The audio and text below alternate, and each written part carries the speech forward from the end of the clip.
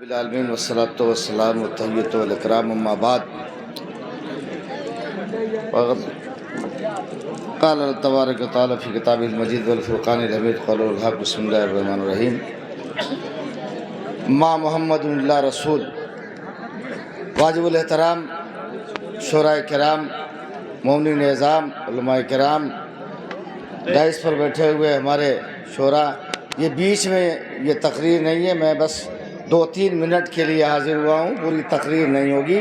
میں صرف جو لوگ میرے مزاج سے واقف ہیں، اس علاقے کے لوگ، میں تفصیلی تقریر نہیں کرتا ہوں، میں سلوگن کا ذاکر ہوں، میں میسج دیتا ہوں، پیغام دیتا ہوں، 2-4 پیغام ہو سکتا ہے پہنچ جائے۔ اور ہمارے ڈائس پر اس وقت جو واقعی جناب زاہد صاحب کتنی محنت، کتنی مشقت، مولا ان کو اچھا رکھے، سلامت رکھے، یہ لوگ قوم کی امانت ہیں، شورا ہمارے ابھی ڈائس پہ بیٹھے ہیں، آپ انہیں سماعت فرمائیں گے۔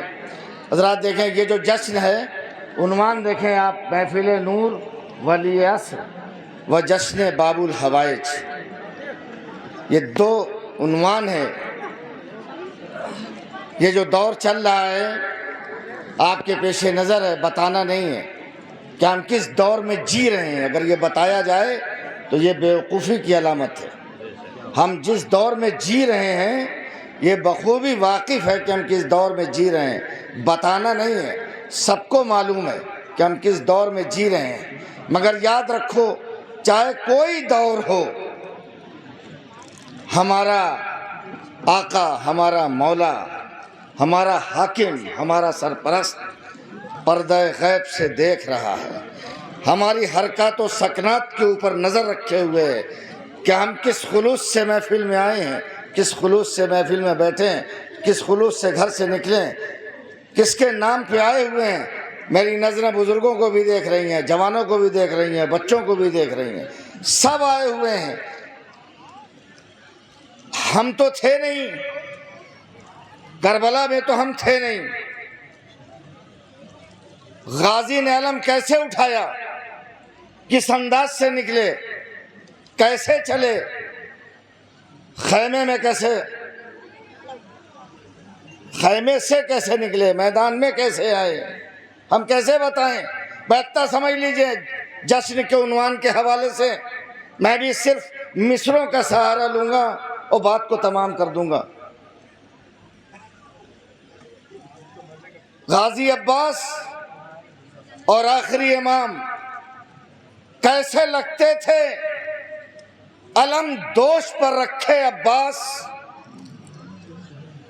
کیسے لگتے تھے، علم دوش پر رکھے عباس، پردہ غیب جو ہٹ جائے تو منظر دیکھو۔ یہ دونوں موضوع ہے، کیسے لگتے تھے، علم دوش پر رکھے عباس، پردہ غیب جو ہٹ جائے تو منظر دیکھوں۔ اور باب الحوائج کی عظمت، بلندی، ان کا کردار، ان کا امتیاز، کیا کہا جائے، کیا بیان کیا جائے۔ معصوم نہ ہوتے ہوئے وہ کردار پیش کیا ہے کہ معصوم ناز کر رہا ہے، عصمتیں ناز کر رہی ہیں۔ عصمتوں کے بھرم کا نام ہے باب الحوائج، قمر بنی ہاشم، ابو الفضل عباس لمبردار۔ آپ دیکھیں کہ کردار، پھر 2 مصرے اور بات تمام۔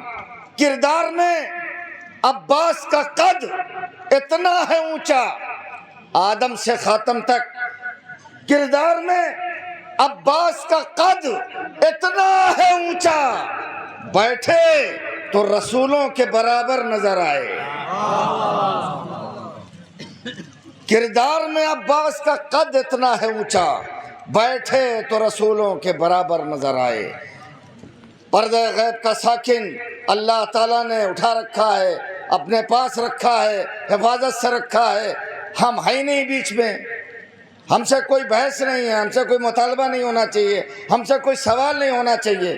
مگر ایک جملہ پھر کہوں گا کہ ساری دنیا کا ہماری طرف رجوع کر کے سوال کرنا اس بات کا بین ثبوت ہے کہ پردہ غیب کا ساکن ہمارا ہے۔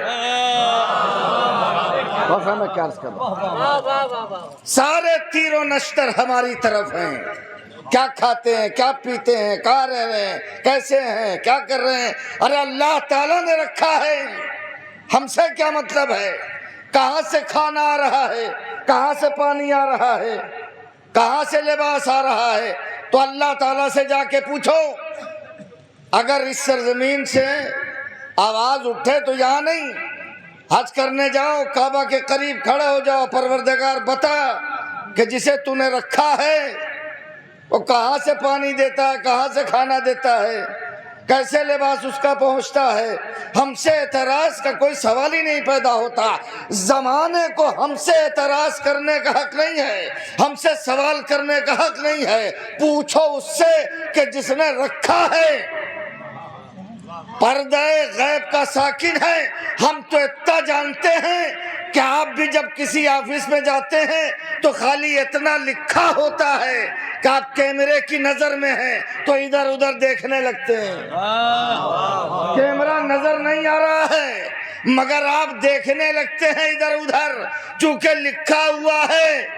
لکھنے کا مطلب یہ ہے کہ کوئی ہے، دیکھ رہا ہے، دیکھنے والا نظر نہیں آ رہا ہے، مگر ہمیں یقین ہے۔